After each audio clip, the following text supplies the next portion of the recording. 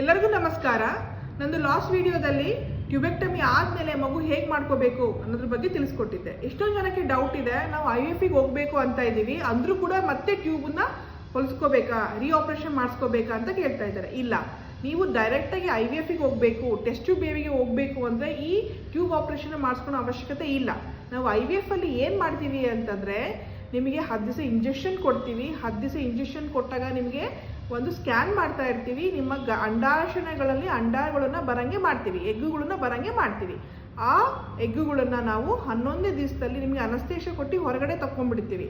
ಆ ಒಂದೊಂದು ಎಗ್ಗುಗಳಿಗೆ ನಿಮ್ಮದು ಹಸ್ಬೆಂಡ್ ಒಂದೊಂದು ವೀರ್ಯಾಣುಗಳನ್ನು ಕೂಡಿಸ್ತೀವಿ. ಸೊ ಮತ್ತು ವೀರ್ಯಾಣುಗಳು ಮತ್ತು ಅಂಡಾಣುಗಳನ್ನ ಕೂಡಿಸ್ಕೊಂಡು ನಾವು 5 ದಿವಸ ಅದನ್ನು ಲ್ಯಾಬಲ್ಲಿ ಬೆಳೆಸ್ತೀವಿ. ಅಂದರೆ ಎಂಬ್ರಿಯೋ ಮಾಡ್ತೀವಿ, ಭ್ರೂಣಗಳನ್ನು ಮಾಡ್ತೀವಿ.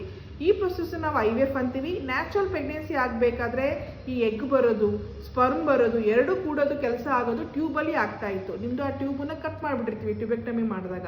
ಹಾಗಾಗಿ ಏನು ಟ್ಯೂಬಲ್ಲಿ ಕೆಲಸ ಆಗುತ್ತೋ, ಎಗ್ಗು ಮತ್ತು ಸ್ಪರ್ಮು ಕೂಡ ಕೆಲಸ ಟ್ಯೂಬಲ್ಲಿ ಆಗುತ್ತಲ್ಲ, ಆ ಕೆಲಸನ ನಾವು IVF ಅಲ್ಲಿ ಲ್ಯಾಬಲ್ಲಿ ಮಾಡ್ತೀವಿ.